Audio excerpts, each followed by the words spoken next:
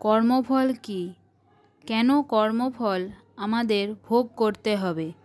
কুরুক্ষেত্রের যুদ্ধে পিতামহ ভীষ্ম অর্জুনের বাণে ভূমিতে ধরাশায়ী হয়ে প্রচণ্ড বেদনায় ছটফট করছিলেন। একে একে সবাই ওনাকে দেখতে আসছিলেন। একদিন ভগবান শ্রীকৃষ্ণ ওনাকে দেখতে এলেন। শ্রীকৃষ্ণকে দেখে ভীষ্ম বললেন, হে জনার্দন, আমি পূর্ব জন্মে এমন কি পাপ করেছিলাম যে এই জন্মে এত বড় শাস্তি, এত কষ্ট আমাকে ভোগ করতে হচ্ছে?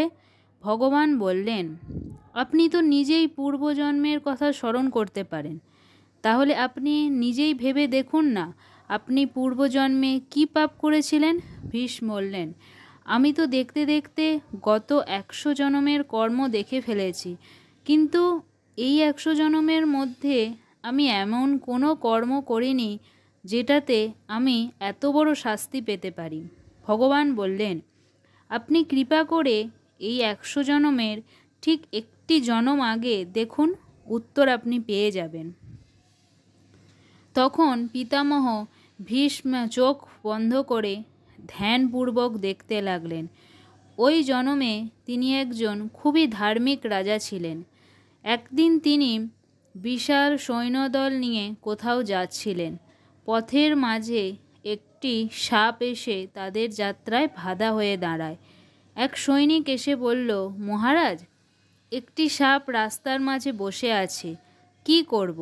রাজা বললেন, তুমি সাপটিকে একটি লাকড়িতে বেঁধে পাশের জঙ্গলে ফেলে দাও।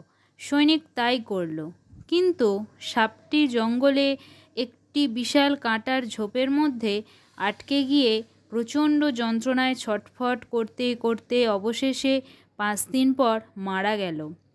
পিতামহ ভীষ্ম তখন ভগবান শ্রীকৃষ্ণকে বললেন, দেখলাম আমার পাপ কর্ম, কিন্তু আমি তো সাপটিকে বাঁচানোর জন্য জঙ্গলে ফেলে দিয়েছিলাম, না হলে তো সাপটি আমার রথের চাকার নিচে চাপা পড়েই মারা যেত। তখন ভগবান বললেন, কিন্তু আপনি তো ওই সাপটির কি পরিণতি হলো তা একবারও ফিরে দেখলেন না, বা ওই সাপটিকে বাঁচানোর কোনো চেষ্টাও করেননি। তাই আজ আপনার এই পরিণাম। অথচ আপনার পুণ্যকর্ম এত বেশি ছিল যে গত 100 জন্মেও আপনি কোনো পাপের ফল ভোগ করেননি।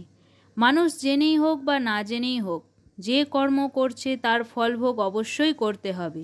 কেউ এই জন্মে বা কেউ পরের জন্মে ভোগ করছে। কুকুর, ছাগল, বাঘ ইত্যাদি জন্তু জানোয়ারেরা পূর্ব জন্মে এই ধরনের নীচ কর্ম জেনে শুনে করেছে বলেই তারা এই রূপে অনেক যাতনার শিকার হচ্ছে।